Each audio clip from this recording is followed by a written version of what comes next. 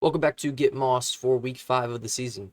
We're going to get into some injuries, some trades, some one-sided beatdowns, and improbable comebacks. Without any further ado, let's just go ahead and get straight into the recaps. Starting off with our biggest blowout of the week, we had Jennifer Aniston facing Widget. Jennifer Aniston put up a massive 162.6 points. Widget only scored 85.7, a bit of a fallback down to earth from the last week where he scored 170 nearly. Jennifer Aniston was carried by the breakout performance of Ashton Genty, scoring 33.5. Bucky Irving also put up 25.5. Looking over at Widget's side, he really had nobody that scored more than 12 other than his kicker. Could have used more than 1.2 from Lad McConkey. Could have used probably the 20 points that Garrett Wilson put up this week, who he traded away last week. Moving into our next biggest blowout, we are going to Team McElhaney versus Jalissa. McElhaney put up 136.96, continuing his just run of dominance, putting up massive numbers every week. Jalissa put up 93 this week, with David Montgomery definitely struggling, expecting more out of him.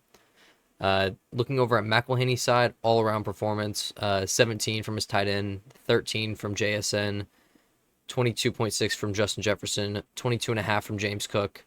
All-around solid game for McElhaney. Moving into our next matchup, we do have Daddy's team versus the Steelers of Joy. Daddy's team put up 146.9. Steelers of Joy scored 122 even. Daddy's team was carried by that 27.5 point performance from Amarian Hampton, another rookie breakout running back. Drake London also came in huge with 25. Cortland Sutton put up a nearly 20 points this week, and had a weak from his quarterback position. Could have been even worse if he put in Dak Prescott. We did get a quote from Daniel regarding his skill positions this week. He said, "There was concern last week from those outside our building if some of our core players had enough to get it done after a couple down weeks. But inside the building, we trusted our guys, and Saquon and Drake rewarded that trust. Also, can't say enough about Hampton stepping up. We are very excited for what the rest of the season holds for him. But above all, can't be more excited that our next opponent is the Goblins. Can't wait to get a win for freedom. Hashtag never forget." Now, looking over at the Steelers of Joy, he did put up 122 points, but it just wasn't enough this week. Derrick Henry continuing his little slump, only scoring 8 points. His trade pieces from the blockbuster trade he made last week, Brock Bowers put up 9.6. Michael Pittman put up 15.1. Sorry, we have a cat on set. So we will check on the other side of that trade here in a minute as well. But all in all, 122 just wasn't enough. Daddy's team gets the win, moved to 2-2, and Steelers of Joy currently falling behind in last place. Moving into our Brother Bowl, we have the Goblins versus Diggs in a Blanket. Goblins scored 144. Diggs in a Blanket scored 129. This game could have gotten way out of hand if Malik Neighbors didn't get injured. Now, unfortunately, Malik Neighbors is out for the season with a torn ACL. Rest up, get healthy, Malik. It's going to be a big question mark on what the Goblins can do to bounce back. I did reach out to the Goblins head coach to get this message from him. He said, "It's been a rough couple of weeks for the Goblins. Connor and Neighbors are big hits. Big props to Diggs in a Blanket last week, but I had to remind him who Big Brother was. Looking forward to Daddy's team this week. We got to take a look at ourselves and see what needs to change. Be kind of like a woodpecker in a petrified forest. Keep busy and look for opportunities." Now, moving over to Diggs in a Blanket, they did put up nearly 130 points after big weeks from Bijan Robinson and Pat Mahomes, but A.J. Brown still struggling. T. Higgins losing Joe Burrow has been a huge knock on his production so far. We could see some teams make some moves now that we are 4 weeks into the season. I did get this towards the end of my conversation with the Goblins head coach. He said that they're completely open to trades and will accept any call that comes their way. So you heard it here first. He is open to making moves. Moving into our closest matchup of the week, we have first down syndrome just beating out cardiac arrest by a little over 2 points. This one did come down to Monday Night Football like we predicted last week. First down syndrome in the third quarter of the Monday Night Football game had a 1% chance to win this one. But a big catch from Garrett Wilson and the last play of the game also going to Garrett Wilson saved this matchup for first down syndrome and knocked off one of two undefeated teams in DeMartiac arrest. Looking over to DeMartiac arrest, they also put up 123 points with big weeks from Christian McCaffrey, Josh Allen. He did his thing. Now, there's a question mark with Ramondre Stevenson, which we may start seeing more Travion Henderson touches. But does he look to get another halfback in the market? Looking over at the winning team, the newly acquired players of Quinshawn Judkins and Garrett Wilson combined for over 40 points. In that bench piece he got in Jordan Addison scored 15. If he would have started another defense other than Green Bay, who gave up -5 points this week, this probably could have been over before Monday Night Football. I think both these teams continue to be good this year.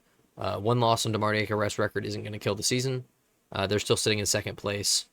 I see these teams possibly facing off again in the playoffs. Now, you may be asking, why is this matchup our last on the recap?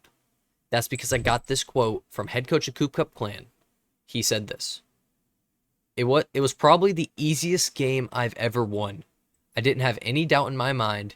His team gets a lot of love for no reason, no depth, no talent. I wish I got to play him every game this season. And looking forward to his next week matchup, he's had this to say as well. All I have to do is score 110 and I'll win. So I'm not sweating.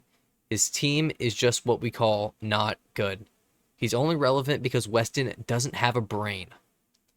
Now, those are some shots fired by the head coach of Coop Cup Clan, heard across the league, not only throwing shots at his opponent last week, but his opponent for this upcoming week as well, and a trade partner of his opponent coming up as well. Looking into the numbers here, Coop Cup Clan won this one by nearly 13 points, putting up 138. Javonte Williams continued to prove why he deserves to be a starter, scoring 19. Kyler Murray scoring 16. Quentin Johnston's breakout campaign continues, scoring 23.8. Matt Gay also scored 18. He does face a really tough injury, losing Tyreek Hill this week, who's currently out for the season now with a dislocated knee and torn ACL. Looking over to the other side of Ricky Stanicki, who started pretty hot but then fell to 2-2. He did have Bo Nix score 26 on Monday Night Football. Puka Nacua scored 36, massive week. Jonathan Taylor put up 14.6. Could have used just that extra depth at tight end or flex. Really top-heavy team. If those two guys don't produce, you could struggle. 125 gets a win against almost half of the teams in the league. But you play who's in front of you, and he took an L. So that's it for our recaps. Let's go ahead and get into our projections. All right. Moving into our first matchup of our projections, we are going to look at Coop Cup Clan versus Steelers of Joy. Right now, Steelers of Joy, they don't have a kicker in their lineup, but it doesn't matter. Coop Cup Clan is going to dominate unless they see a big bounce-back week from Derrick Henry against Houston defense, who's been a little iffy.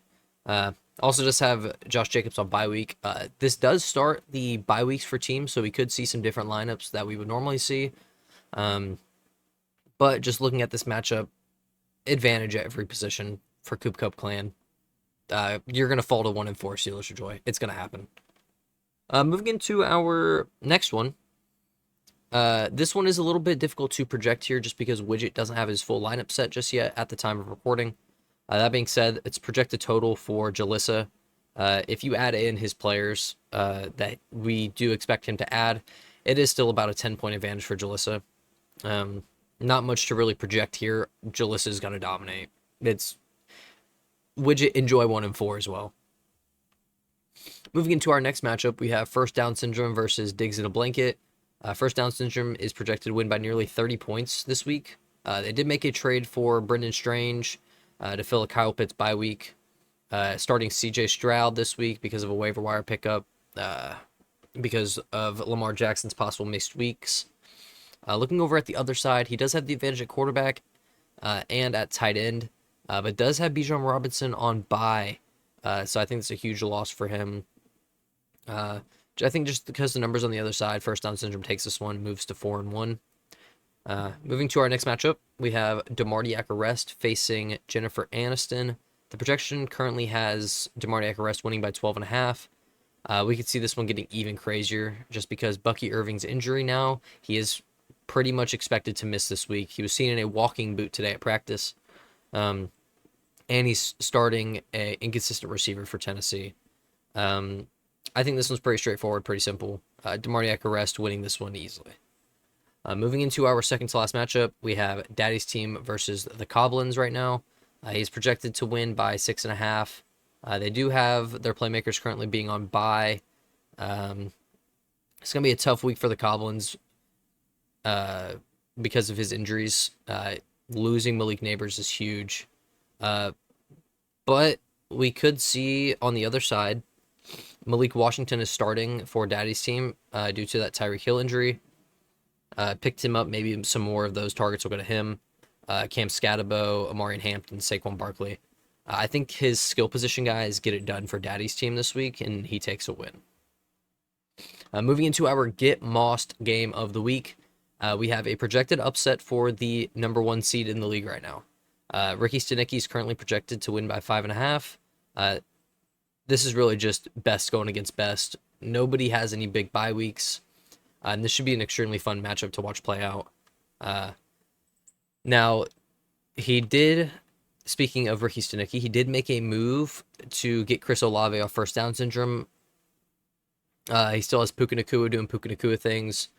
Jonathan Taylor had a little bit of a dip in production last week, but that's because they couldn't really move the ball. That being said, I think T. McElhaney stays undefeated.